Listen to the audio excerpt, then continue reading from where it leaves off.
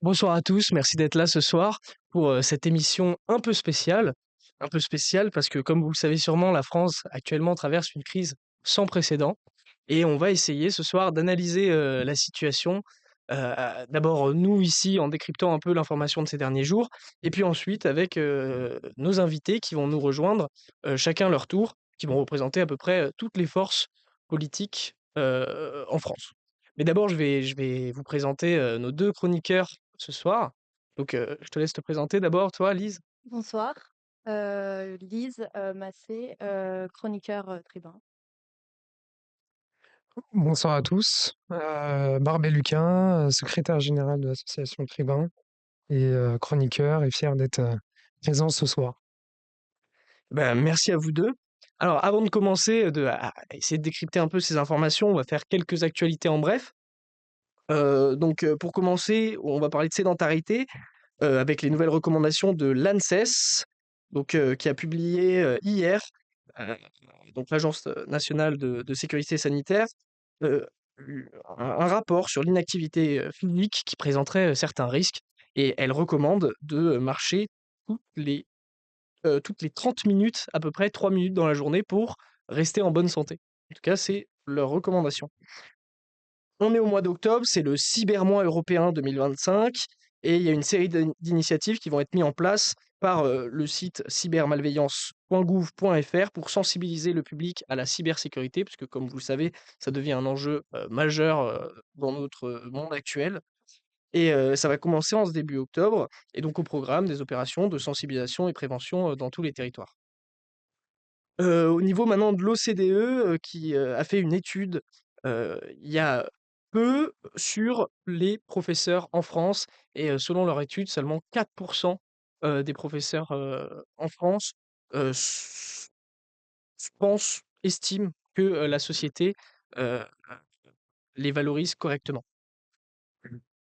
Ensuite, Covid, on va reparler du Covid, ça commence à faire, mais pour autant, pardon, le Covid revient, même si, pour l'instant, c'est pas assez marqué pour avancer le lancement d'une nouvelle campagne de vaccination, mais qui va pas tarder à arriver parce que, bah, il y a, quand même une petite épidémie. Donc, maintenant que cette actualité en bref, est finie, on va pouvoir lancer le générique.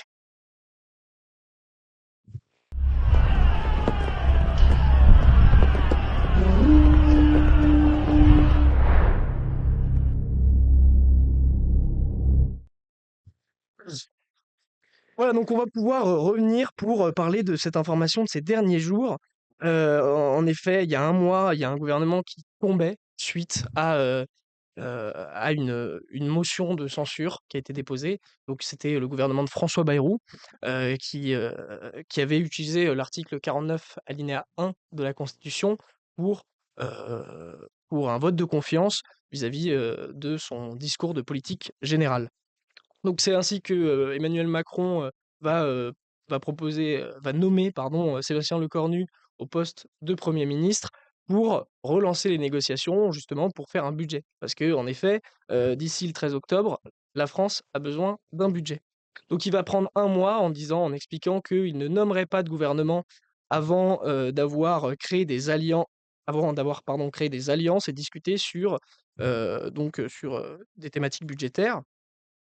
Et il va avoir néanmoins la lucidité de reconnaître que c'est le Premier ministre le plus faible qu'a connu Emmanuel Macron, et même sûrement la Cinquième République, parce que c'est l'un des seuls premiers ministres qu'on ait connu qui n'a pas de majorité, et à ce jour, encore moins, mais on va y venir. Donc, on entend souvent un mot dans ce dernier mois qui revient assez souvent, c'est le mot rupture. On parle souvent de rupture, la gauche parle de rupture, la droite parle de rupture. Et et donc, bah, évidemment, les Français s'attendaient à une rupture. Donc, voilà pour ce petit retour de 1 mois en arrière. Donc là, on va revenir à dimanche dernier, à ce qui nous intéresse, parce que dimanche dernier, donc Sébastien Lecornu, est censé être allé au bout de ces négociations et nomme un gouvernement. Alors rupture, c'est pas trop le mot parce que, en fait, 16, des, enfin, sur les 18 ministres, du gouvernement Bayrou, bah, on en retrouve 16 qui ont exactement les mêmes ministères, notamment dans les ministères d'État, Gérald Darmanin à la justice, Bruno Retailleau, à l'intérieur. Mais on a quand même, quelques surprises, assez inattendues, notamment Bruno Le Maire qui, prend le ministère des Armées, Roland Lescure au ministère de l'Économie et Éric Woerth au ministère de l'Aménagement, du territoire et de la décentralisation. Alors, il y avait quand même peut-être quelques ruptures qui étaient annoncées parce que, Sébastien Lecornu avait quand même annoncé un gros plan de décentralisation. D'ailleurs, c'est pour ça qu'il nomme, Éric Woerth, à ce ministère qui lui est assez favorable à, encore une fois, c'était surtout un mot qui revenait dans la bouche de Lecornu, c'était subsidiarité, ce qu'on entendait rarement avant dans la bouche, de la plupart des hommes politiques. Donc il y a aussi autre chose, c'est l'amendement du 49.3. En effet, Lecornu, enfin Sébastien Lecornu, hem, avait, émis le fait qu'il ne l'utiliserait pas pour que justement toutes les forces politiques puissent participer au débat et amender, le budget.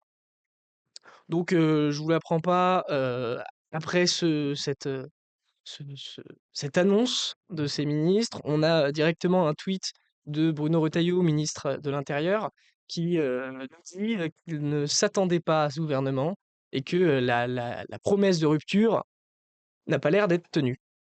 Alors pour un ministre qui vient d'être nommé, c'est un peu compliqué. En tout cas, c'est assez ennuyeux, surtout qu'on comprend que LR et juste avant UDI aussi euh, menacent de se détacher du gouvernement, donc bah, il n'y a plus de majorité.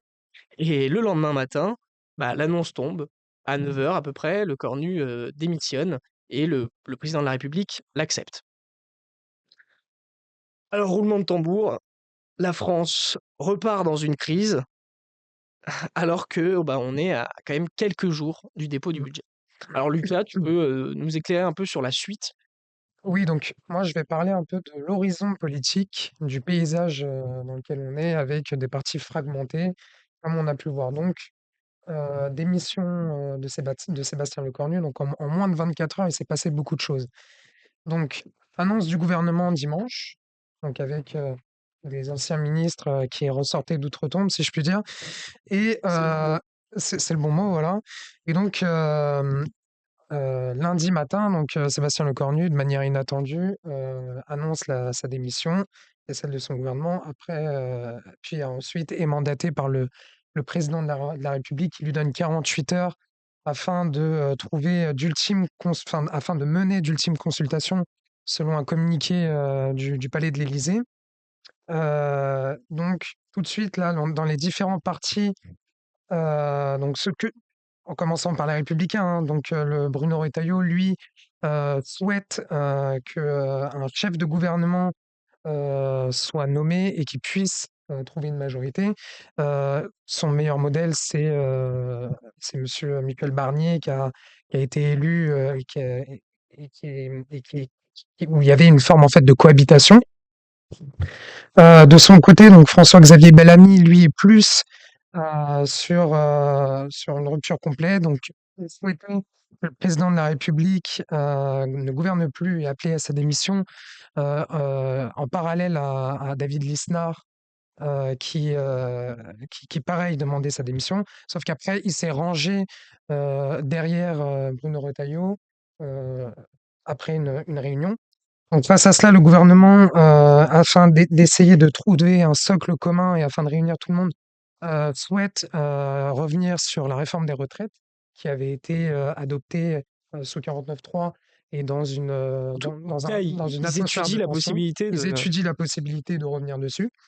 Pour l'entourage de Bruno Retailleau, c'est une ligne rouge à pas franchir. Pour Laurent Wauquiez, un petit peu moins. Il est plus, lui, sur une recherche de compromis. Du côté du Parti socialiste, donc eux veulent accéder à Matignon et ne veulent pas la démission du président de la République. Donc ils restent tout de même méfiants et veulent que ce qui a été dit par Madame Borne ne soit pas du bluff. Donc ils restent tout de même méfiants. Euh,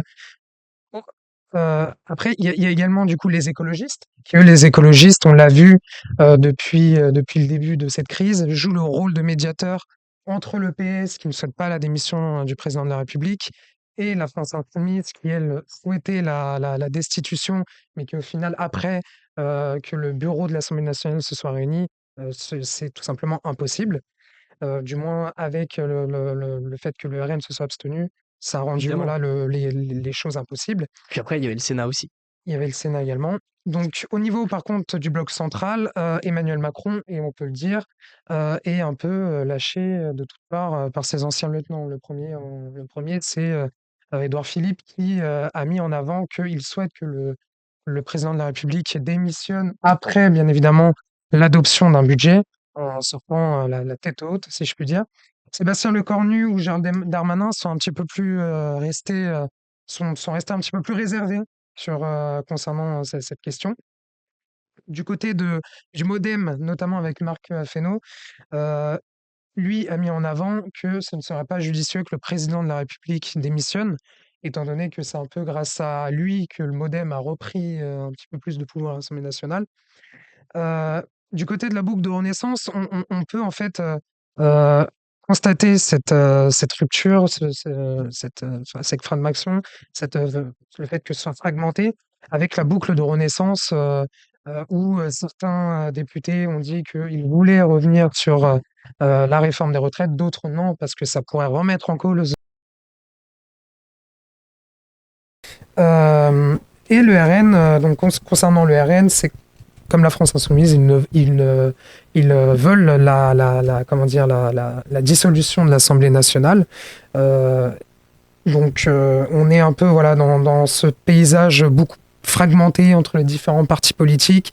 Et lors de son déplacement au sommet de l'élevage à Cournon d'Auvergne, Marine Le Pen a mis en avant qu'elle censurerait tout et qu'elle souhaite que le macronisme n'existe plus.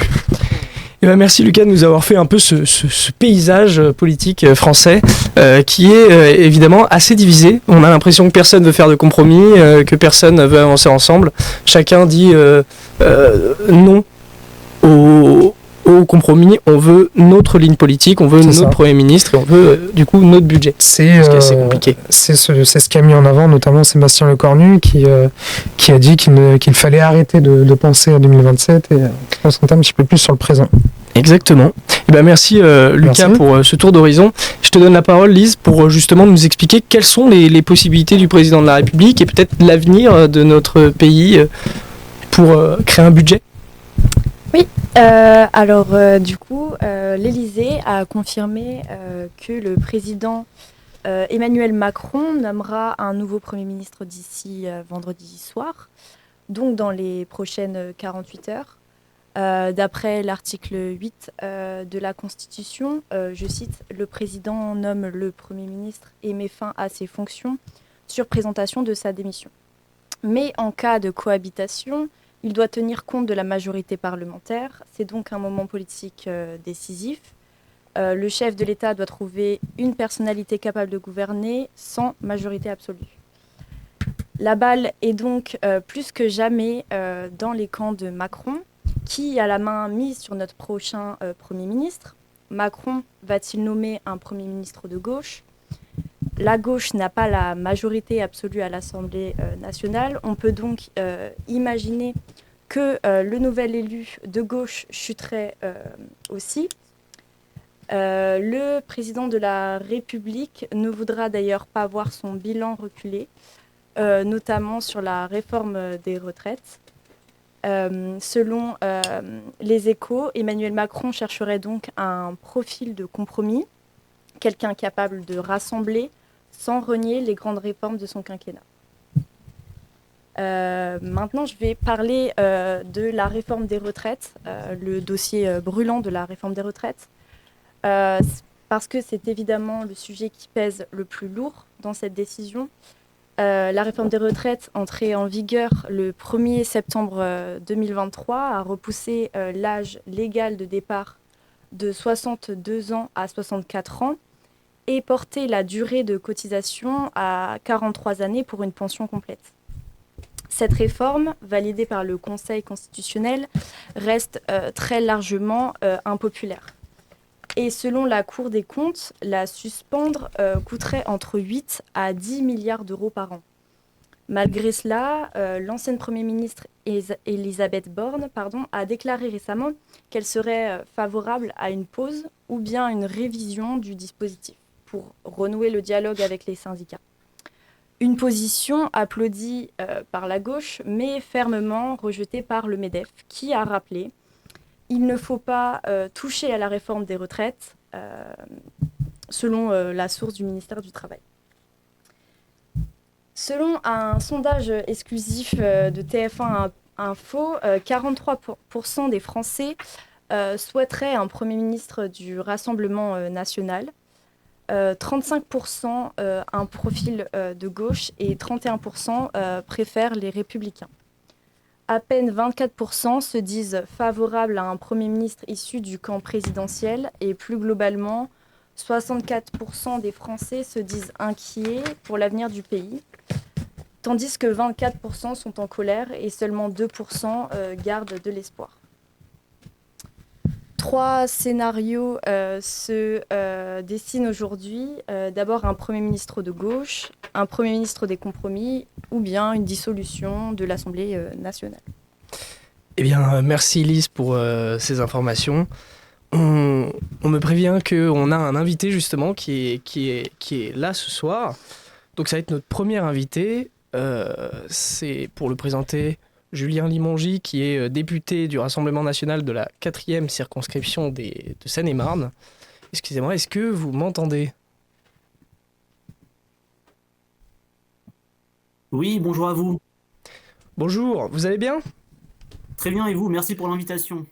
Eh bien, il n'y a pas de quoi. Merci de nous avoir répondu présent et d'être là aujourd'hui pour justement nous donner votre avis, votre position, vos pensées pour la suite. Alors j'avais toujours un plaisir de venir échanger avec les étudiants en l'occurrence. Eh bien merci. Et pour commencer, donc ce qu'on voulait savoir après cette petite présentation justement de la situation actuelle, c'était donc d'abord votre vision sur cette situation. Qu'est-ce que vous en pensez sur les différents choix qui ont été faits, peut-être les différentes rumeurs qui circulent actuellement? Écoutez, je pense qu'aujourd'hui, on est dans une situation où les macronistes, les socialistes, les républicains font tout pour essayer de garder le pouvoir.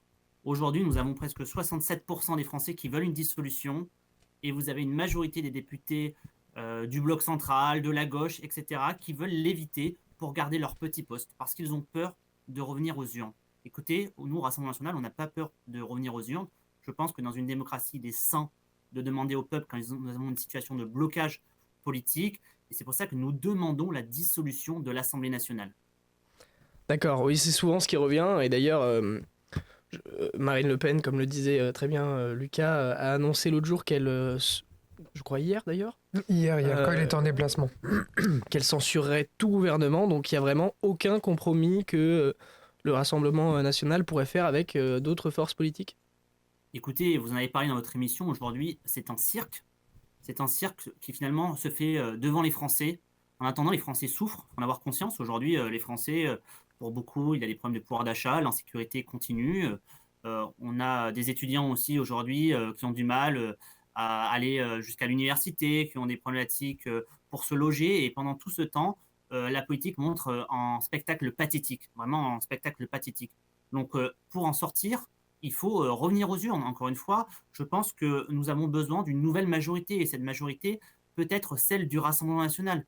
Et j'ai du mal à comprendre, ou malheureusement je ne le comprends que trop bien, tous ces députés qui préfèrent malheureusement, parce que c'est devenu comme ça pour bien des gens, défendre leur petit poste plutôt que défendre l'intérêt général. Et nous, Rassemblement national, on défend l'intérêt général et l'intérêt des Français. C'est ça mon message, et je veux dire aux étudiants qu'il n'y a pas de fatalité. Encore une fois, on pourrait tellement mieux faire dans notre pays plutôt que s'écharper, comme le fait aujourd'hui les différents groupes politiques. Voilà, il y a un avenir, et pour cet avenir, il faut revenir aux urnes et avoir une majorité d'alternance pour le pays.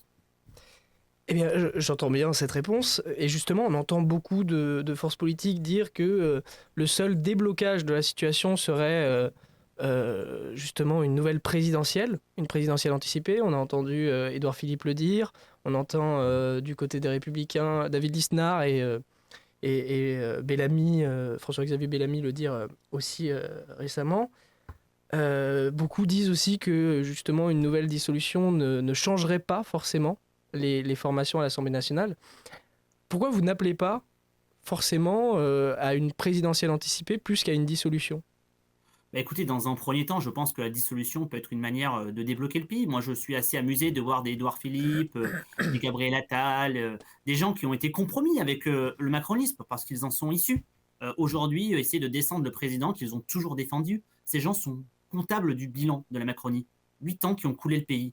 Quand on voit que Bruno Le Maire allait redevenir ministre, alors qu'il a à lui seul, avec tous ses amis, évidemment au gouvernement, contribué à plus de 1 000 milliards de dettes supplémentaires pour le pays, bah, au bout d'un moment, on se dit ces gens ne sont plus crédibles. Ils ne sont pas crédibles. Donc, oui, bah, une démission du président peut aussi résoudre la situation parce qu'aujourd'hui, on se rend bien compte que le problème, c'est Emmanuel Macron et le macronisme qui l'incarne. Mais dans un premier temps, c'est une prérogative présidentielle de démissionner. Il serait très bien de dissoudre l'Assemblée nationale et c'est possible de le faire et d'avoir une nouvelle majorité pour le pays. On peut faire beaucoup de choses avec avec un gouvernement de cohabitation, vous savez. D'accord, et ben merci beaucoup pour vos réponses. Merci de nous avoir éclairé sur justement votre pensée à vous et la pensée du Rassemblement national sur ce qui se passe actuellement, parce que c'est vrai que c'est assez compliqué, tout change toutes les 30 secondes et on ne sait jamais trop comment se placer, ne serait-ce que même les entreprises, les étudiants, Bien comme sûr, vous ouais. l'avez dit. Moi, Donc, je vois un message de confiance pour les entreprises et les étudiants. Le changement est possible. Pour cela, il faut revenir aux urnes. Et avec le Rassemblement national, avec Jordan Bardella et Marine Le Pen, nous pourrons proposer des solutions concrètes pour les Français, pour lutter contre l'insécurité, pour proposer des mesures pour le pouvoir d'achat, pour mieux contrôler l'immigration qui ravage notre pays aujourd'hui. Des solutions sont possibles. Et pour cela, il faut revenir aux urnes. eh bien, merci à vous, Julien Limongi, pour Merci. votre intervention, pour votre réponse. Et, Merci à vous. et je vous dis à bientôt peut-être. Merci beaucoup. Au revoir. Bonne soirée à vous. Voilà pour notre premier intervenant de la soirée qui est Julien Limongi, donc je le rappelle, député Rassemblement national de la 4e circonscription de Seine-et-Marne. Et on va pouvoir tout de suite enchaîner avec notre nouvel invité. Pardon, on me dit que ça prendra un peu plus de temps. Qu'est-ce que vous en avez pensé de cette première intervention d'un point de vue purement analytique, justement, sur ce que ça peut pressentir, ce qu'on peut pressentir pardon, pour la suite? Moi, j'avais une question que j'aurais bien aimé lui poser. C'est comment, en fait, trouver une majorité à l'Assemblée nationale. C'est ça la vraie question, en fait, qui se pose. C'est que c'est vrai que c'est assez étrange parce que depuis le début, Marine Le Pen n'a pas appelé à la démission du président de la République. Elle a appelé à la dissolution. Mais le problème, c'est comment, même si s'il y avait eu une dissolution, ils auraient pu avoir plus de députés, mais comment réunir une majorité? Surtout qu'avec UDR, je ne pense pas, selon les premiers calculs qui ont été faits, que ça fasse une majorité absolue. Donc c'est ça en fait la question, c'est comment créer une majorité s'il y a dissolution, il devrait y avoir. Donc oui, d'accord. Donc en fait, pour toi, ça ne changerait pas franchement grand-chose Je pense pas, non. à la situation politique. Non, je pense pas. Je pense pas parce qu'il faudrait trouver des compromis, peut-être avec les Républicains, mais on sait qu'il y a une partie des Républicains qui souhaite aller avec le Rassemblement national et une autre non. C'est le cas de monsieur Retailleau. Donc la vraie question, c'est il peut y avoir des élections, enfin des nouvelles élections législatives, mais la vraie question, c'est pour régler les choses, comment trouver une majorité. Et merci Lucas pour ton analyse. Lise, je te donnerai peut-être la parole pour l'analyse suivante parce qu'on me dit en régie qu'on a déjà notre prochain invité de la soirée. Donc notre prochain invité, il s'appelle Maximilien. Il est du Parti socialiste et si je ne dis pas de bêtises, vous êtes tête de liste à Avon pour les prochaines municipales avec le Parti socialiste. Bonjour Maximilien. Bonsoir, Absolument, Maximilien. absolument. Candidat municipal à Avon et socialiste depuis déjà 3 ans maintenant. Et bah merci en tout cas d'être avec nous, ce soir. Et donc on va vous poser à peu près les mêmes questions. Je peux te donner la parole Lucas pour justement pouvoir poser... Ok, donc bonsoir Maximilien. Bonsoir. Donc, trois questions principales. La première, c'est on aimerait avoir en fait ta vision, ta pensée sur la situation actuelle, en fait, surtout en tant que jeune militant. Donc, qu'est-ce que tu penses un peu de cette situation-là, de cette impasse actuelle? C'est l'effondrement du macronisme, tout simplement. C'est l'effondrement du macronisme qu'on prévoyait depuis déjà un an, hein, mais il s'est produit en deux temps. D'abord, l'annonce du gouvernement Lecornu, qu'on nous avait vendu comme un grand sauveur, et une annonce de gouvernement qui était uniquement un casting des ministres connus, reconnus, dégoûtants et dégoûtés de la vie politique macronienne. Et évidemment, ce gouvernement n'a même pas passé la nuit, puisque très rapidement, toutes les oppositions et jusqu'au bloc commun, tout le monde se rendait bien compte que le pouvoir était non plus seulement usé, mais en rupture totale avec le pays. Donc le gouvernement s'est effondré parce que le macronisme s'est effondré. Et depuis, nous vivons une situation politique absolument absurde où un Premier ministre qui est en même temps un ministre des Armées démissionnaire et un Premier ministre démissionnaire se met à négocier avec les gens avec qui il négocie déjà depuis 3 semaines. On nous promettait une 48 heures d'ultime négociation. Puis finalement, un Premier ministre qui débarque aux 20 heures nous annonçait que le président a encore 48 heures pour prendre une décision. Donc une semaine complète de vide politique. Mais parce que depuis un an, nous vivons une situation très simple. Le président de la République refuse de comprendre que l'équation parlementaire a changé, qu'il n'a plus de majorité, et alors que l'Assemblée nationale est souveraine, il essaie systématiquement de garder la main parce qu'il refuse la cohabitation. Et en refusant la cohabitation, il détruit ce que la politique a de plus sensible, la confiance des électrices et des électeurs en leurs institutions. Et donc, cette fin du en même temps du macronisme qui a marché entre 2017 et 2022, mais comme tu as dit, peut-être qu'il ne marche plus aujourd'hui. Quelle est la situation selon le Parti socialiste comment débloquer tout ça? Parce qu'on sait que du coup, vous souhaitez aller à Matignon. C'est votre idée principale, c'est ce que vous souhaitez. Et vous n'appelez pas du coup, à l'instar de la France insoumise, à la démission du président de la République. Donc, selon vous, quelles sont en fait les solutions pour nous sortir de cette crise? En réalité, la situation politique dans laquelle nous nous trouvons est extrêmement complexe, mais sa cause en est très simple, et je viens de la citer. Le président de la République refuse, depuis les dernières législatives qu'il a perdues, une cohabitation. Et en fait, depuis, il y a 4 premiers ministres potentiellement qui arrivent et qui s'effondrent, parce que c'est la même cause. Ils n'ont pas de majorité relative. Nous, ce que nous proposons, c'est donc une solution à la fois audacieuse et très simple.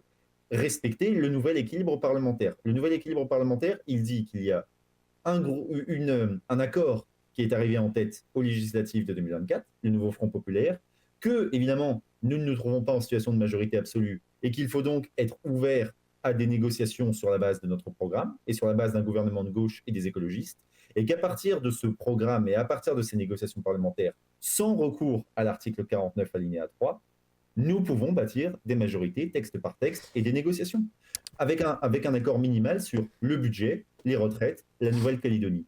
Mais alors dans ce cas-là, vous devriez faire un budget avec la France insoumise. Est-ce que vous seriez prêt à faire ce budget-là?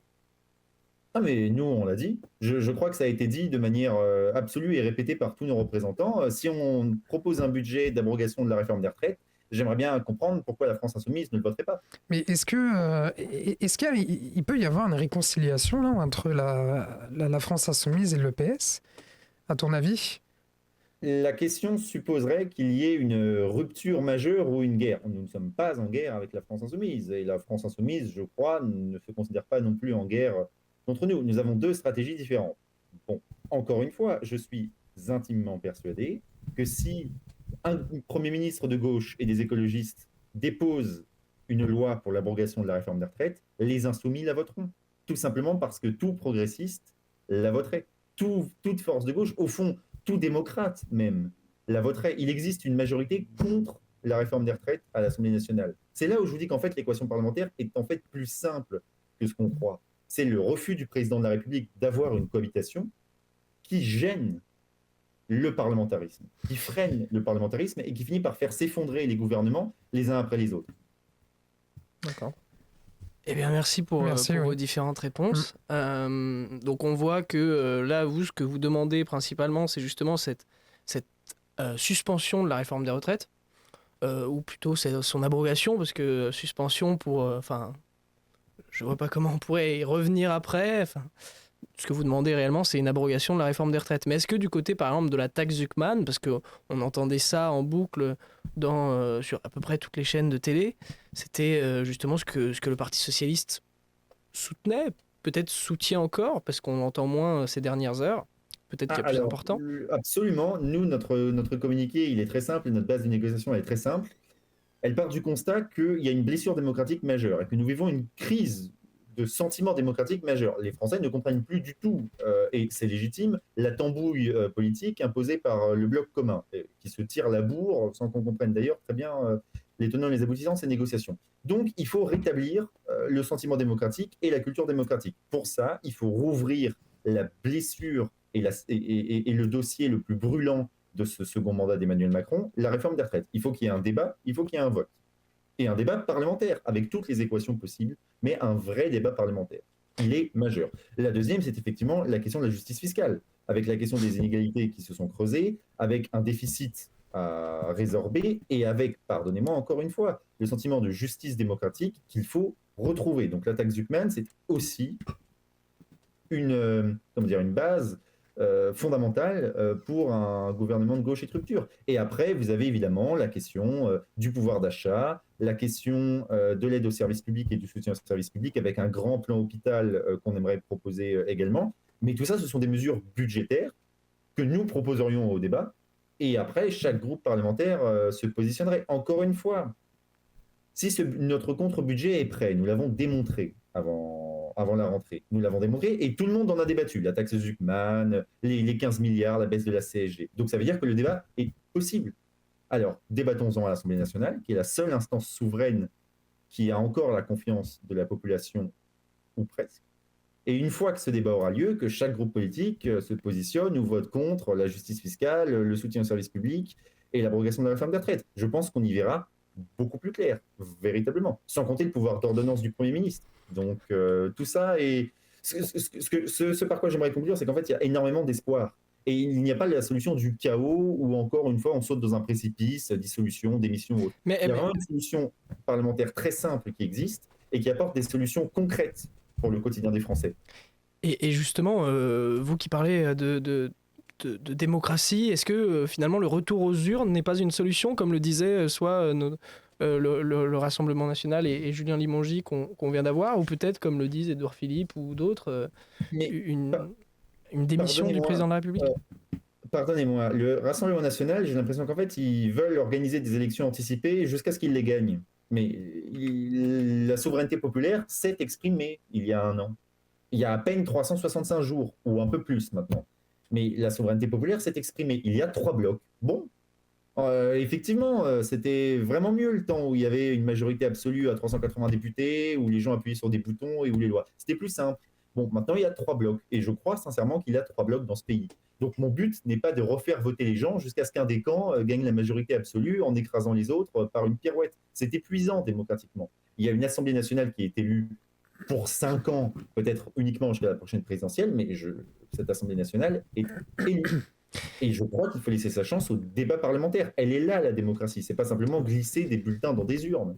D'accord. Eh ben, merci Maximilien. Ouais, merci Maximilien pour ces réponses. On doit malheureusement te laisser parce qu'on a un autre appel qui suit. Mais en tout cas, merci d'être venu. Encore une fois d'ailleurs, parce que faut dire que, pas la première fois, oui. que ce n'est pas la première fois et j'espère que ce ne sera pas la dernière. Ah, j'espère aussi.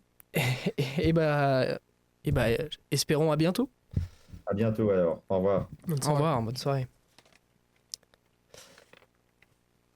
Donc on va avoir le prochain intervenant, la prochaine intervenant cette fois-ci, dans 2 minutes, qui nous provient directement de la France Insoumise. Un petit bilan sur la vue d'un socialiste ou... Est-ce que Lise, par exemple, t'aurais quelque chose à dire sur l'intervention de Maximilien ? J'ai trouvé l'intervention très riche. Non, j'ai rien à rajouter de plus.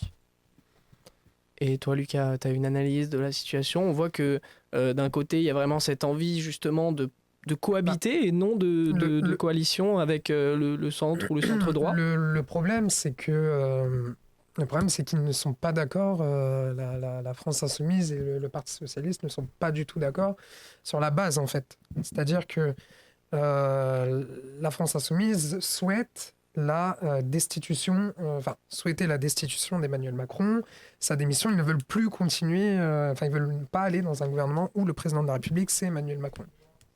D'un autre côté, le PS souhaite créer un gouvernement sans macroniste, mais le problème, c'est que même s'ils ils sont d'accord sur des questions budgétaires, notamment la taxe Zuckman, le problème, c'est toujours... ils étaient dans des réunions, on l'a vu ces derniers jours, fragmentées, donc ça va être compliqué, je pense, de les réconcilier. En tout cas, c'est pas prévu. D'accord. Et on a aussi entendu que la possibilité... Ah, on me dit qu'on a notre futur intervenant. Donc on va passer à notre future intervenante, pardon, qui s'appelle Mathilde, qui est militante LFI. Est-ce que tu nous entends, Mathilde? Oui, je vous entends. Bonsoir. Ben, bonsoir Bonsoir. Mathilde. Merci d'être venue ce soir pour justement nous répondre à nos questions sur la situation actuelle de la France. Qui est, on peut le dire, sacrément divisé. Oui. Est-ce que Lise, tu voudrais poser quelques questions à Mathilde? Bonsoir. J'aurais une question. Pensez-vous que Macron va tenir jusqu'en 2027? Alors, je suis pas devin, mais par contre, j'espère qu'il ne va pas tenir jusqu'en 2027. C'est surtout ça, en fait. Nous, on considère que le responsable du chaos actuel, c'est Emmanuel Macron, et que c'est lui qui doit s'en aller, et que même si son départ ne réglerait pas tous les problèmes, en tout cas, c'est le début de la solution pour la France. Du coup, la France Insoumise avait déposé une motion de destitution. Et je pense que c'est important parce que cette motion, elle n'a pas pu être examinée à cause du Rassemblement national. Et j'ai entendu l'intervenante tout à l'heure. Il y a une raison pour laquelle le Rassemblement national ne veut pas de présidentielle anticipée, c'est parce que Marine Le Pen est encore inéligible. Et que le souhait de dissolution leur permettrait, s'ils ont une majorité, de faire voter une loi d'amnistie pour Marine Le Pen. Et que donc cette espèce de demande de dissolution pour rendre le pouvoir aux Français est en fait un moyen de rendre du pouvoir à Marine Le Pen. Et je pense que c'est important de le préciser. Maintenant, nous, on espère que Emmanuel Macron va partir de lui-même. J'ai pas l'impression que ça soit quelqu'un qui soit capable de grandes remises en question, mais pour nous, le seul responsable, en fait, c'est lui. C'est-à-dire que depuis qu'il est élu en 2017, il n'a pas arrêté de faire des dénis de démocratie, que ça soit sur toute l'utilisation des 49.3, ou alors que ça soit en effet le non-respect des résultats des législatives 2024. J'ai trouvé quelque chose d'intéressant, c'est que vous parliez de la motion de destitution. Oui. Mais il faut aussi qu'elle passe au Sénat derrière. Est-ce que vous pensez qu'elle aurait pu passer le Sénat? En fait, la question, c'est on peut pas savoir tant qu'on n'a pas essayé, en réalité. On pourrait jamais savoir tant qu'on n'a pas essayé. Je pense que c'est c'est la première fois dans la Ve République qu'il y a le dépôt d'une motion de destitution. Je pense qu'elle méritait au moins d'être examinée à l'Assemblée nationale. Eh ben, au moins c'est clair. On connaît votre position sur Emmanuel Macron. Est-ce que tu as quelque chose à demander à Mathilde? Oui, j'aurais une autre question, éventuellement. Merci pour votre réponse. Comment voyez-vous les jours à venir en vue de la situation actuelle? Bah là, on est quand même dans l'attente, comme depuis des semaines d'ailleurs, de la nomination d'un nouveau gouvernement. Après, ce qui est sûr, c'est que si c'est pas un gouvernement qui porte un programme de rupture de gauche, de toute façon, je pense que la France Insoumise le censurera, en fait. Donc la question, c'est plus, une fois qu'il aura nommé ce gouvernement, là, on ne sait pas encore qui c'est qui va nommer, donc la question reste entière. Qui va nommer, quel programme le Premier ministre nommé veut appliquer. Et ensuite, en fonction de cette réponse-là, on verra s'il y a censure ou pas du côté de la France Insoumise. Moi, j'ai pas beaucoup d'espoir sur le fait que Emmanuel Macron nommera quelqu'un qui portera ce programme-là. Voilà, si vous voulez mon avis, moi je pense que c'est pas ça qui va se passer. Et dans ce cas-là, ça ne conviendra pas à la France insoumise et il y aura le dépôt d'une motion de censure en fait. Moi, donc bonsoir. Je reviens sur. Je pense pour moi, c'est l'élément central. Enfin, c'est quoi les grosses, la grosse dispute, on peut appeler ça comme ça, avec le PS. Enfin, sur quoi vous n'êtes concrètement pas d'accord? Parce que là, en fait, depuis ces derniers jours, on voit, notamment avec Marine Tondelier, qui enchaîne les réunions, donc soit avec Olivier Faure d'un côté, sans que vous y participiez, ou donc avec Manuel Bompard hier encore. Et quelle est la ligne de fracture entre les deux partis? Selon moi, en tout cas, c'est l'application du programme en fait. C'est que je pense que le Parti socialiste, il y a certaines mesures du programme qu'il a envie de porter, mais pas le programme dans sa totalité. Et il semble prêt à faire des concessions que la France insoumise n'est pas prête à faire en fait, tout simplement. Parce que on considère que c'est pas parce qu'on nous donne, on avance de 2 pas, qu'après, si on en recule de 15, c'est OK. C'est-à-dire qu'en fait, c'est pas parce qu'il y a 1 ou 2 mesures phares qui sont passées, si le reste du programme reste un programme qui tend vers la droite, ou en tout cas si le reste du budget, par exemple, est un budget qui tend vers la droite, en fait, ça n'a aucun intérêt. Donc moi, je pense que c'est ça le point de fracture, en fait. C'est les concessions qui sont prêtes à faire ou pas. Nous, on considère que la France n'a pas besoin encore d'un autre budget austéritaire. La France n'a pas encore besoin de politique de droite. Il est temps de changer les choses en profondeur, d'ailleurs. Enfin, la position de la France insoumise, c'est quand même de passer à une autre république. Ça va au-delà de tout ce qui se passe aujourd'hui. Et je pense que le Parti socialiste, à côté, sous couvert d'une soi-disant stabilité, est prêt à faire des concessions sur certaines mesures du programme que nous, on ne serait pas prêt à faire, en fait. Alors, Et je pense qu'il y a une considération aussi que la stabilité, c'est pas un concept qui est fixe. Moi, je considère pas que le départ de Macron amènerait de l'instabilité. Je pense que l'instabilité, elle est déjà présente, en fait. Quand on a des gens qui meurent sur les brancards des urgences, quand on a des files qui s'allongent et qui s'allongent à l'aide alimentaire, quand on a des familles entières qui dorment dehors sous -5 à cause des politiques austéritaires de Macron, en fait, l'instabilité, elle est déjà là. alors c'est un peu votre mot, c'est rupture ou rien. Oui. D'accord. D'accord. Merci en tout cas Merci. non, mais c'est très clair C'est une bonne conclusion. et c'est une très bonne conclusion. On va devoir aussi passer à la suite. Alors merci d'être venu ce Merci soir à vous. et on espère que vous pourriez revenir, peut-être débattre dans une future émission, Avec plaisir. si vous le voulez bien. Et bonne soirée à vous. Merci, bonne soirée. Merci. Au revoir. Un petit mot? C'est bon? Ah oui. Je savais pas si c'était si ça avait raccroché, excusez-moi. Est-ce qu'on a notre prochain invité, du coup? Dans 2 minutes. Très bien. Bon, c'est parfait. Donc, est-ce que vous avez un petit mot à dire, justement? Est-ce que tu aurais quelque chose à dire, Lise, sur ce que nous a dit Mathilde, qui est assez raccordé avec justement ce que dit la France Insoumise ces derniers temps, et d'ailleurs ce que disent à peu près beaucoup d'autres partis, c'est rupture ou rien. Voilà. Je pense que c'est peut-être pas aussi simple que ça, mais par contre, c'est vrai elle a mis les mots sur des vérités actuelles dans la société. Et je pense que effectivement, si un nouveau Premier ministre, quel que soit le parti, amené à être élu, il faudrait que tout ça soit pris beaucoup plus au sérieux dans notre société. Et je pense qu'effectivement, c'est très important de pointer ces sujets-là qui, dans les jours à venir, risquent d'être encore plus compliqués. D'accord, merci pour ton analyse qui est assez intéressante. Et je dois dire qu'il y a aussi quelque chose, c'est qu'effectivement, le Parti Socialiste, en tout cas à travers Maximilien, nous dit il y a la possibilité d'une alliance, voilà, c'est ça. Il n'y a pas de rupture. De l'autre côté, la France Insoumise nous dit un peu... bon, ils sont... Je pense que s'ils avaient vraiment une ligne claire comme celle de la NUPES, ils seraient prêts à gouverner ensemble.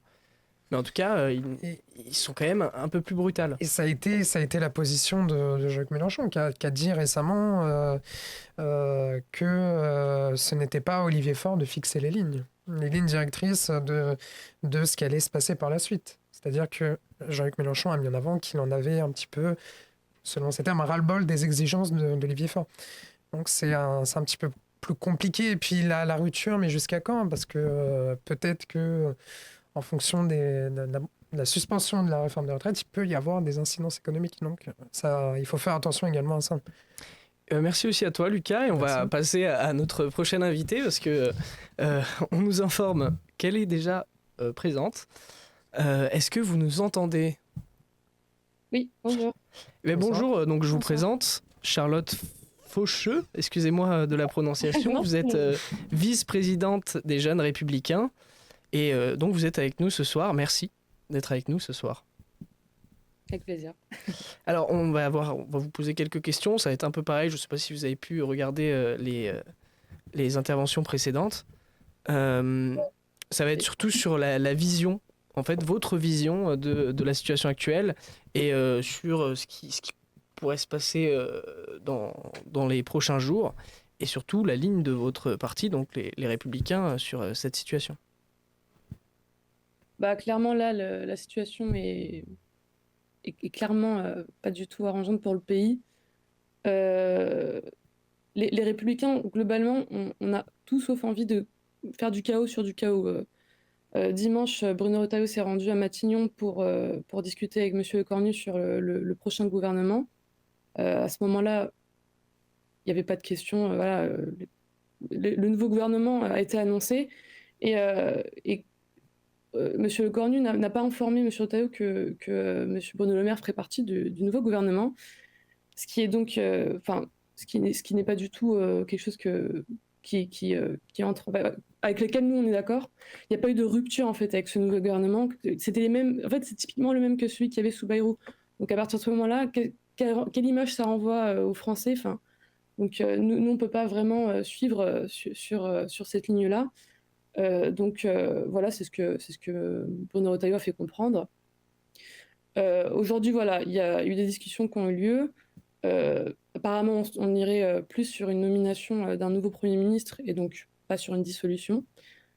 S'il y a une dissolution dont acte, nous, on n'est clairement pas contre une dissolution. On pense juste que c'est pas la solution qui serait la meilleure solution pour la France. Ça rajouterait encore du chaos en plus. Une dissolution, ça coûte très cher. Typiquement, une législative, ça coûte à peu près 170 millions d'euros. C'est sur le budget de l'État. Et puis ça gèle des budgets. Aussi, ouais. Oui. Et ça a coûté 28 millions d'euros en plus pour l'Assemblée nationale en 2024. Enfin, c'est clairement pas quelque chose qui serait bénéfique pour la France maintenant, surtout qu'on n'a même pas encore voté de budget. Donc, c'est vraiment du chaos sur du chaos. Et l'image que ça envoie en plus à l'Europe et à l'international, clairement, je pense que ce serait pas vraiment bénéfique pour la France et les Français d'avoir encore une dissolution. Mais s'il faut en arriver là, c'est au président Macron de décider. Nous on a déposé nos conditions. Si un nouveau Premier ministre doit être nommé, il peut y avoir une participation des Républicains, mais alors ce n'est pas un ministre qui... il faut pas... nous, on ne va pas se ranger derrière un ministre qui est de gauche ou un ministre macroniste. Il faut vraiment qu'il y ait une rupture, en fait, parce que c'est ce qui a été promis. Là, ce n'est pas le cas pour l'instant. Alors vous dites donc cohabitation et plus de coalition, on va dire, du socle commun. Il n'y a jamais vraiment eu de coalition. Bruno Retailleau a rejoint le gouvernement il y a 1 an. Parce qu'il fallait bien qu'on avance.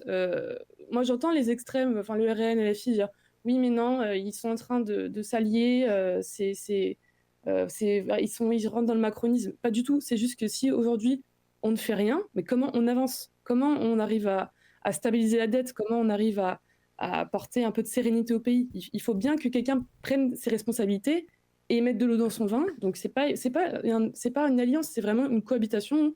Voilà, nous, on a nos sujets. Bruno Retailleau, à l'intérieur, a quand même eu des résultats. Et on avance comme ça. Mais nous, on veut bien faire une cohabitation si vraiment une rupture est actée.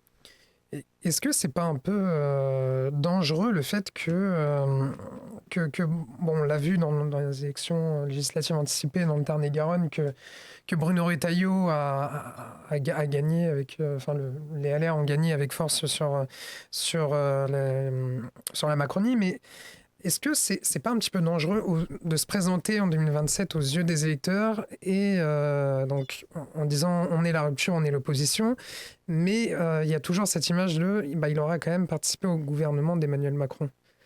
Est-ce que c'est pas jouer peut-être avec un jeu dangereux aux yeux des électeurs, parce qu'on sait que Bruno Retailleau... Comme le disait d'ailleurs un de vos vice-présidents, qui est David Lisnard. 64% des électeurs ont quand même été pour la décision de Retailleau dimanche. Enfin, c'est pas quelque chose qui a Oui. été mal perçu par les Français, parce que je pense qu'ils ont compris que si aujourd'hui Bruno Retailleau participe ou non au gouvernement, c'est avant tout pour l'intérêt général et non pas pour s'accrocher à des postes ou des sièges. Et ça, je pense que c'est quelque chose que les Français voient, sinon ils n'auraient pas un avis aussi, on va dire en majorité, positif sur les choix qu'il a pu faire jusqu'aujourd'hui. D'accord.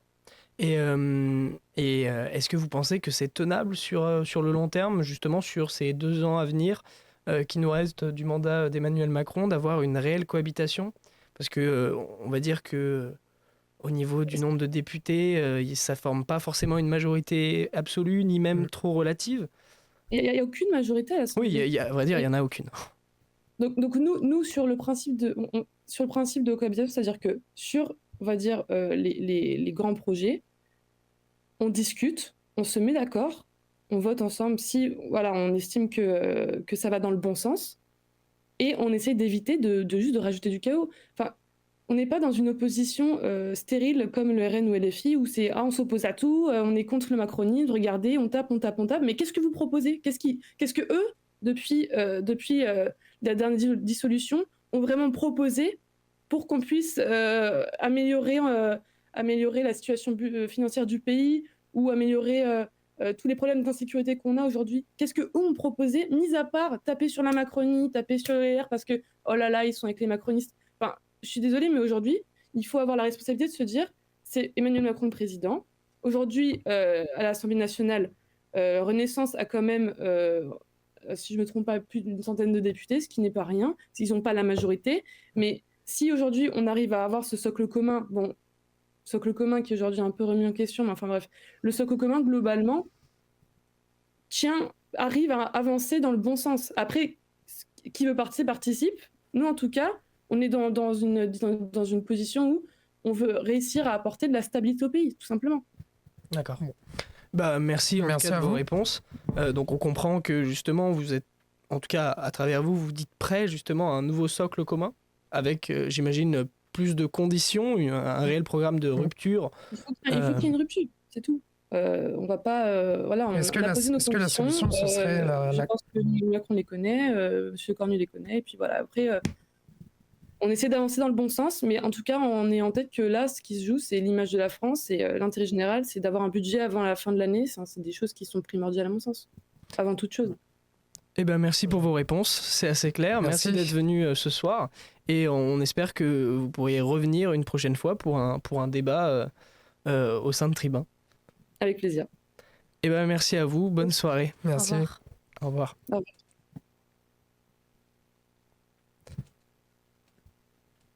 Bon, je crois que l'appel est terminé. Il nous reste pareil, à peu près 2 minutes avant notre prochain intervenant qui va, on va dire, finir la boucle. Alors, on n'a pas fait effectivement tous les partis de l'Assemblée nationale. Ça aurait été compliqué, effectivement les écologistes. Les communistes également, qu'on leur mot à dire, qui peuvent avoir UDR, qui peut être important. Oui. Le Modem, enfin, après, il y a évidemment d'autres partis, mais je pense que cette émission aurait duré une bonne heure de plus. Ouais, facile. Donc, qu'est-ce que vous en avez pensé justement de cette intervention de Charlotte Faucheux ? Le problème, moi, c'est que j'ai un petit peu peur en fait que ce soit en fait toujours la même histoire. C'est-à-dire que on peut nommer un ministre qui, selon Bruno Retailleau, peut être un ministre de cohabitation, mais le problème, c'est qu'à tout moment, il peut se faire censurer. Et ça, c'est toujours la même histoire qui se répète. Donc, oui, ce serait un peu comme Michel Barnier, qui avait pour le coup fait une certaine distance avec la Macronie, justement quand il était arrivé, on se souvient de ces petits pics lancés à Gabriel Attal sur la gestion du budget, et justement de son gouvernement, pardon, qui était quand même un peu plus en rupture avec les derniers gouvernements. Ce qui a fait défaut, c'était l'augmentation des impôts. C'est ça. Effectivement, c'est là où d'ailleurs le Rassemblement national avait allié avec la France, participé à la censure. On va accueillir justement maintenant notre prochaine invité du soir, qui s'appelle Gabriel et qui est militant on va dire du centre. Bonsoir Gabriel. Bonsoir Gabriel. Salut, vous m'entendez ? On t'entend difficilement, ouais. Mais ça devrait le faire. Je vais Je vais éteindre la caméra si c'est plus pratique pour vous. Écoutez, déjà, je suis très content d'être parmi vous pour donner mon point. Voilà. Alors on a difficilement Ça- entendu, mais on a quand même réussi à, Prends le fond. à se dire ce que tu voulais nous dire par là. Bah, nous aussi, on est très contents de te recevoir et pour justement continuer à analyser cette situation. Je sais pas si tu as pu voir un peu les dernières interventions des autres formations politiques. Est-ce que vous m'entendez là? Ah. J'ai Toujours difficilement quand même. difficilement un petit peu. Écoutez, ce qu'on va faire, c'est je vais réessayer avec mon téléphone professionnel, ce sera peut-être mieux. Ah bah là, on arrive quand même pas mal à au t'entendre. niveau Là. du réseau. Là, on t'entend bien. Là, vous m'entendez? Ok. Là, on t'entend bien. Écoutez, Ça va. c'est parfait, on va pouvoir commencer. Donc, qu'est-ce que je pense de la situation actuelle? C'est ça, la situation politique actuelle. Comment, Bah, la vraie question, c'est comment peut-on s'en sortir? Comment peut-on s'en sortir? Est-ce qu'il y a une voie écoutez, de... lundi matin, on a un Premier ministre qui a mis très longtemps d'ailleurs à faire son gouvernement, qui démissionne suite, et là je vais donner un avis personnel, mais suite à des petits caprices, des petits caprices irresponsables des uns et des autres. On sent qu'on approche d'échéances électorales et finalement, bon, c'est vrai que j'écoutais l'invité précédent qui disait qu'il n'y avait pas eu de rupture. On prend les mêmes et on recommence. Enfin, d'un autre côté, comment dire, si c'était l'ensemble du gouvernement, oui, Retailleau a fait partie du gouvernement du gouvernement de Bayrou depuis décembre 2024. Et puis si le maire gênait, j'ai bien compris que c'était ça. Hein, C'est Bruno Le Maire mais qui parce que gênait, justement, effectivement. ils indiquaient que il y aurait eu un mensonge sur qui La de- fiche de Oui, composition. la fiche de composition, et qu'en fait, Bruno Le Maire n'était pas forcément prévu dans le contrat qu'ils avaient passé avec Bruno Retailleau en tant que ministre des Armées. Eh bien, écoutez, moi je vais vous dire mon avis. Je pense que Retailleau a voulu tendre l'élastique pour faire monter la mayonnaise, et finalement l'élastique est revenu dans la tête de la France, en fait, de la stabilité politique française. Franchement, la séquence politique qu'on vit depuis lundi, c'est d'un navrant, et d'ailleurs navrant de tous les côtés. On a un Olivier Faure qui s'est cru à Matignon pendant plus de 24 heures. D'ailleurs, c'est assez bizarre parce que je me demande avec quelle majorité il irait à Matignon, dans la mesure où, par exemple, les Insoumis étaient exclus du qui s'appuie sur un accord de non-censure avec le bloc central, si on pense comme ça. Le bloc central, mais arithmétiquement ça tient pas dans la mesure où et pourtant on n'est pas loin. Je crois que tu commences à... Ça coupe un petit peu. Ça commence à couper un petit peu. Est-ce que tu nous entends encore, Gabriel? Je recommence. Non, il n'y a pas besoin d'aller très loin, tu viens de couper. Allô? Allô? On a perdu Gabriel. Ah non, c'est bon. On a retrouvé Gabriel. Ah.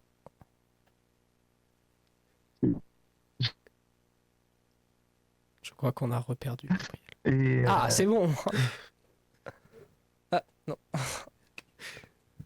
Bon, je crois qu'on va faire une petite... Ah non, c'est bon. Là, vous m'entendez? Là, on t'entend bien, c'est Non, bon. mais j'aurais dû rester à l'Assemblée, au moins on a du bon réseau. Ouais, ça aurait été mieux peut-être. Donc oui, je disais arithmétiquement ça tient pas parce que on aurait atteint avec GDR, Écolo, PS et les partis composant le bloc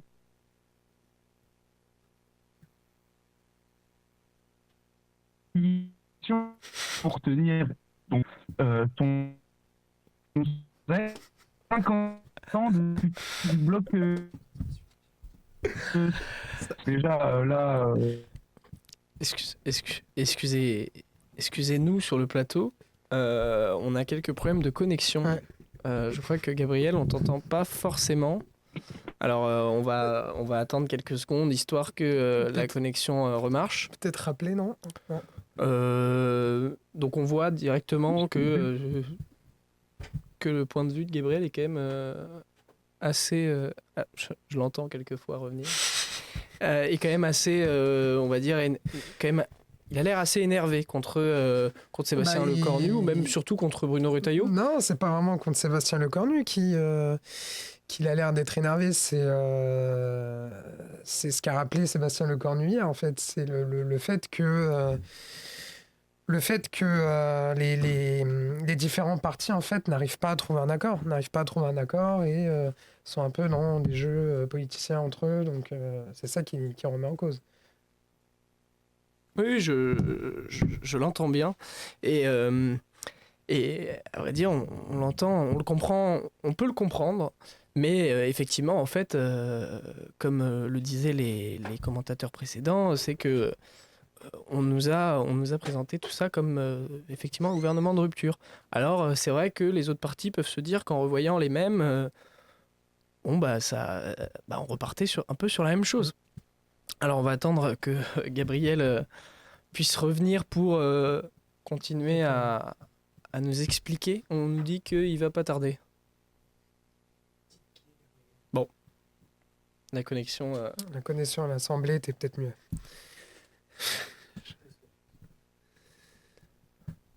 Lise, est-ce que tu aurais quelque chose à dire justement sur... J'avais une question concernant Lecornu et sa prise de parole. Qu'est-ce que vous en avez pensé? Bientôt l'honneur. Je pense qu'on sera assez d'accord avec Lucas sur ça, mais j'ai trouvé que... alors là, je vais donner un point de vue qui est assez personnel, ce qui n'est pas normalement la direction artistique de Tribun, mais bon, ça je pense que je peux rentrer dedans. Je vais dire que je l'ai trouvé quand même assez bon parce que il y avait pas d'un point de vue politique, vraiment là je vais parler juste d'un point de vue de sa prise de parole. Il y avait quand même, on n'a pas ressenti de langue de bois, ce qui est assez différent des derniers ministres ou des derniers premiers ministres. Je crois que Gabriel est revenu, non il est reparti. Bon, je crois que ça va être compliqué pour ce soir. Je crois qu'on l'entend. Bon. Est-ce qu'on force la chose? Je suis là. Ah, tu es là. Il est là. Je suis là. Oui. Ok. Ouais, vous m'entendez? Alors Gabriel, justement, oui, on t'entend assez bien là pour une fois. Tu nous disais qu'il y avait un manque de responsabilité de la part des autres formations politiques. Alors oui. C'est vrai que c'est souvent ce qu'on entend, mais qu'est-ce que tu pourrais répondre justement à ceux qui disent oui, enfin, la France veut une rupture?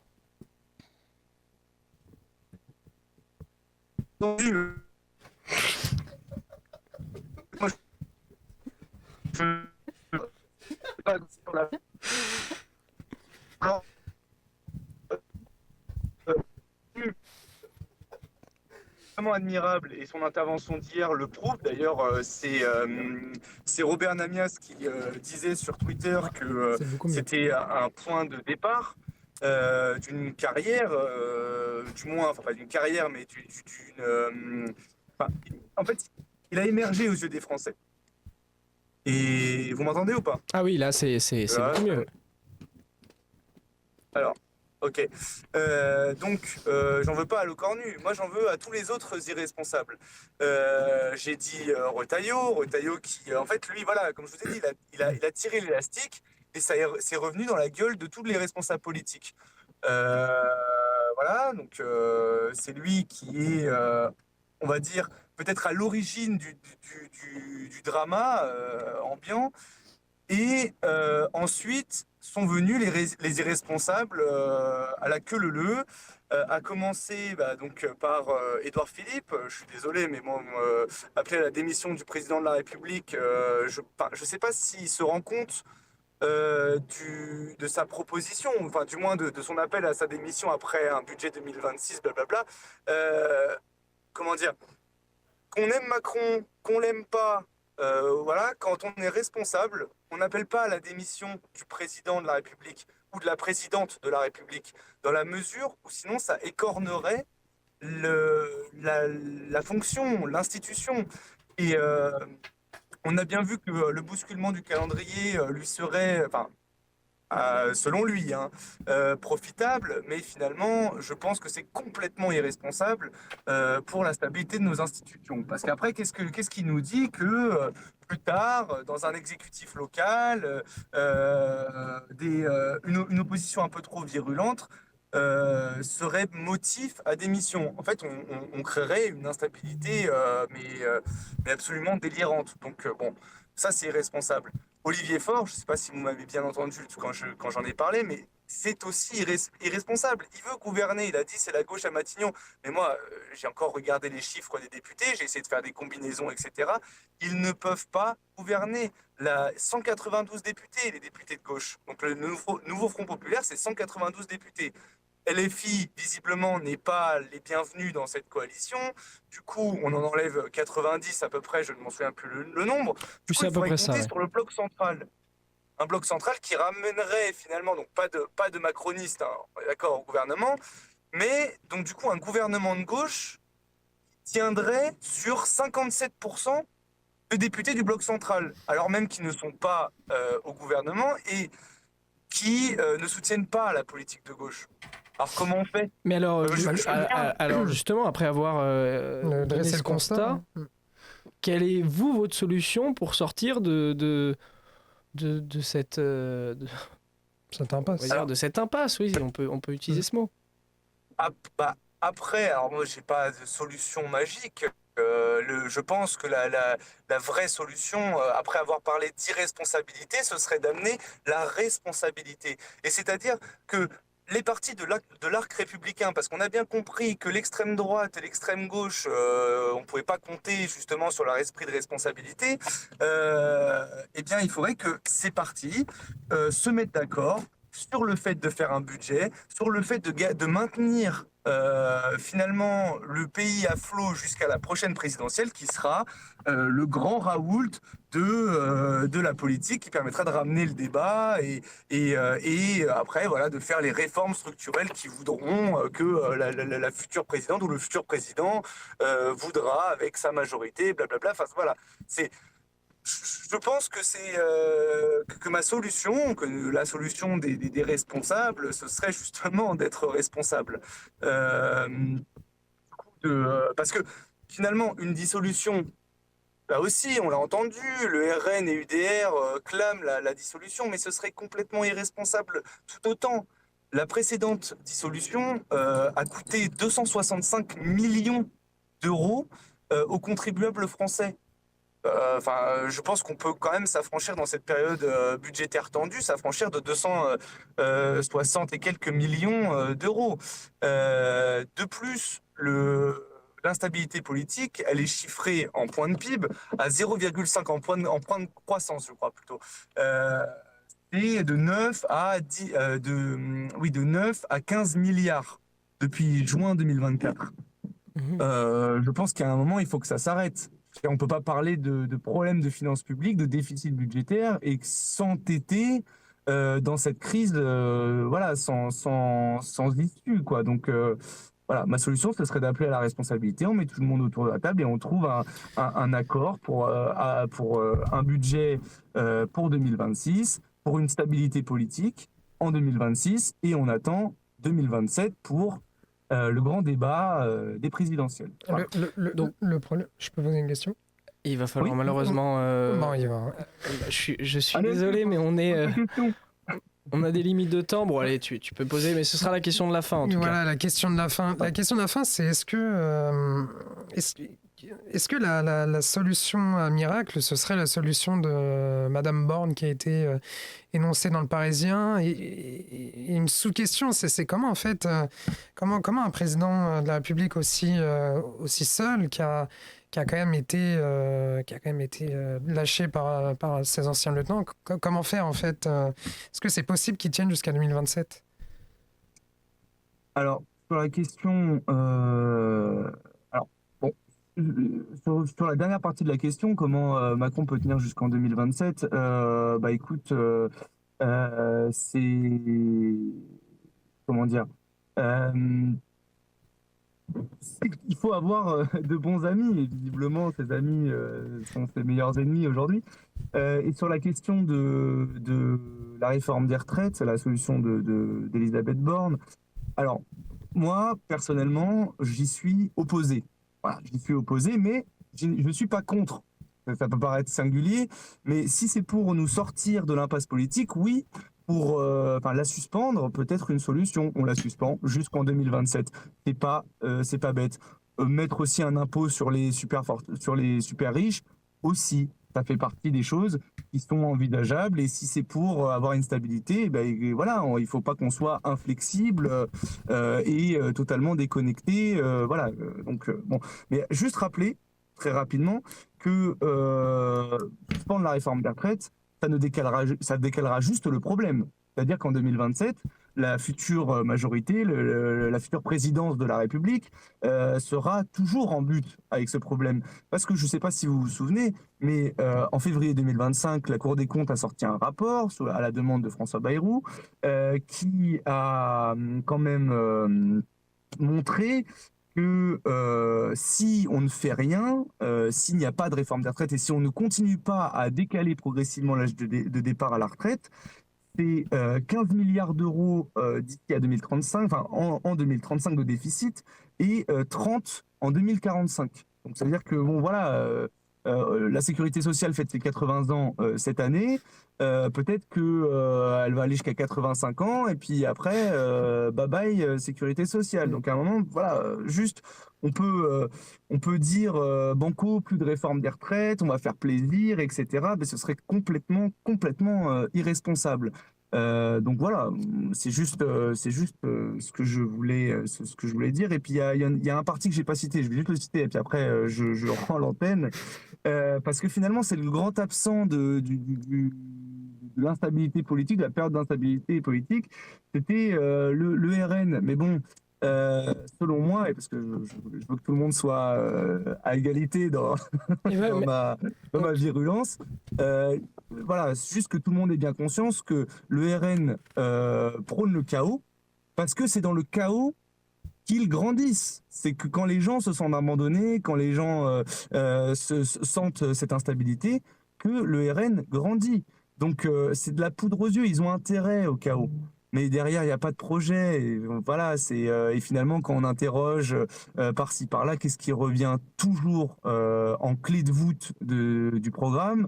Eh bien, des accents xénophobes et de régression, parce que finalement, tout le reste du programme, il est à géométrie variable. Il y a juste leur haine des étrangers et leur racisme qui demeure. Donc voilà, je veux dire, ils sont revenus sur quasiment tout en juin 2024, au moment de la dissolution, voyant les portes du pouvoir arriver. Donc bon, voilà, je voulais pas que le RN soit en reste. Eh bien, merci Gabriel pour ces derniers mots. Malheureusement, on va devoir arrêter là parce que on a continué un peu. On a débordé. On a débordé malgré le temps parce qu'en même temps, il y a eu quelques bugs et que chacun a son temps de parole. Mais non, mais il n'y a pas de souci. Tu as pu t'exprimer jusqu'au bout. Je vous en remercie. Et en tout cas, merci d'avoir répondu à nos questions. Merci d'avoir donné ton avis. Et on espère, pareillement comme pour tous les autres, te revoir ici pour un débat peut-être ou toute autre émission. Eh ben, ce serait avec plaisir. Je vous souhaite une très très bonne soirée. Merci. Merci, très bonne soirée. À toi aussi. À plus. Et sans attendre, je donne le mot de la fin parce que on a dépassé. Et ben, bonne soirée à vous tous et merci de nous avoir suivis. Et merci pour votre fidélité aussi. Et merci de votre fidélité et bonne soirée. Au revoir.